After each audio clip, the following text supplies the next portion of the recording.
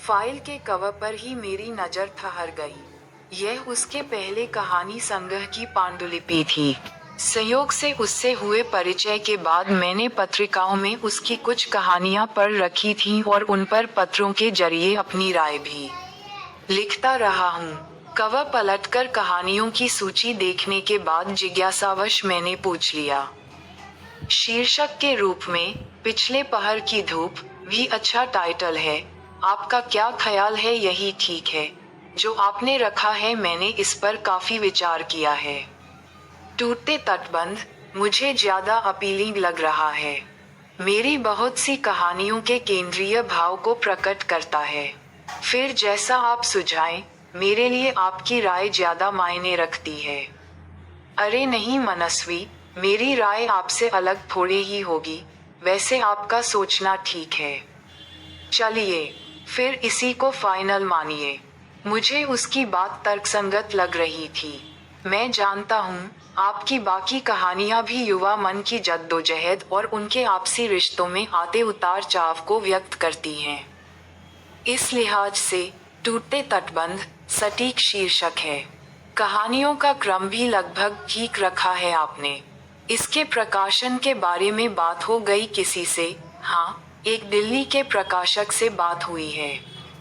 प्रकाशित करने को तैयार तो हो गए हैं, लेकिन रॉयल्टी वगैरह शायद ही कुछ दे। शुरू में सभी ऐसा ही करते हैं मनस्वी, लेकिन आप अपना काम करती रहें।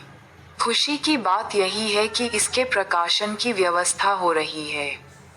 लेकिन इसे प्रकाशक को सौंपने से पहले मैं चाहती हूँ कि एक बार आप इन कहानियों को फिर से देख लें। कहीं कोई सुधार या बदलाव की जरूरत लगे तो निस्संकोच कहें। अरे नहीं मनस्वी, तुम वैसे ही बहुत अच्छा लिखती हो। मैं भला सुधार या बदलाव के बारे में क्या राय दूंगा? वाकई संकोच होने लगा कि मनस्वी मुझे इतना मान दे रही थी। प्लीज आनंद, मैंने आपने हमेशा मुझे अच्छी राय दी है, इसीलिए ये पांडुलिपि मैं साथ लेकर आई हूँ। बल्कि मैं चाहती हूँ कि इसके ब्लब के लिए आप ही कुछ पंक्तियाँ लिख दें, मुझे बहुत अच्छा लगेगा। ये कहते हुए उसने पांडुलिपि मेरी ओर बढ़ा दी, जिसे ग्रहण कर लेने के सिवा अब कोई चारा नहीं बचा था। उससे पांडुलिपि लेकर एक बार और सरसरी तौर पर देखी और वहीं मेज पर रख दी।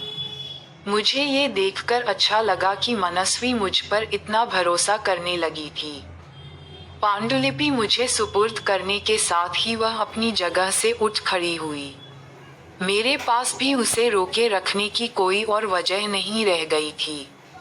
मैंने आश्वस्त कर दिया कि जल्दी ही पांडुलिपि पढ़कर उसे अपनी टिप्पणी के साथ भिजवा दूंगा, और इसी के साथ औपचारिक बातचीत करते हुए हम कमरे से बाहर आ गए। मैंने देखा कि वह जिस ऑटो से आई थी वह अब भी गेट के बाहर खड़ा इंतजार कर रहा था। किसी नए अनुभव के बीच से गुजरते हुए अक्सर मैं आश्चर्यचकित रह जाता हूँ कि समय कैसी अनसोची स्थितियों के बीच ला खड़ा करता है। नए रिश्तों के बनते समीकरण अच्छे तो लगते हैं, लेकिन वे अपनी उलझने भी साथ लेकर आते हैं। उनसे बच निकलना न आसान होता है और न उचित ही। खासकर वह रिश्ता जो मन को सुकून देता है, जिसकी स्मृति मात्र से हवा में अलग तरह की सुगंध व्याप जाती है और कल्पनाएं सजीले पंखों पर सवार न जाने किस लोक में बिलम जाने की कामना करती हैं। उस अरूप को हमने कभी ठीक से देखा नहीं, लेकिन कितना मोहक लगता है उसका आकार, जो हमारे सपनों और स्मृतियों में नित नए मौसम सजाता है। ये जाते हुए पावस के परवर्ती दिन थे। हवा में नमी की हल्की सी तरावट अब भी बरकरार थी और आसमान में बादलों की आवाजाही मौन और निस्पंद। इस बार मौसम की बारिश यूं भी आम नहीं थी। खासकर मेरे लिए तो एक अलग तरह के उन्माद से भरी ही गुजरी। पांडुलिपि के साथ उसके लेखन पर लिखी मेरी अंतरंग टिप्पणी और कहानियों पर मेरी राय उसे इतनी पसंद आई कि उसने मुझ पर ही एक अच्छी खासी कहानी लिख डाली।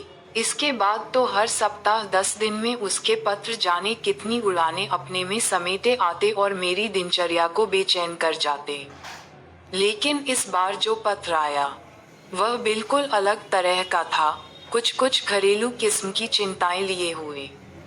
लिखा था कि उसकी पीएचडी थीसिस जमा होने का समय करीब आ गया है।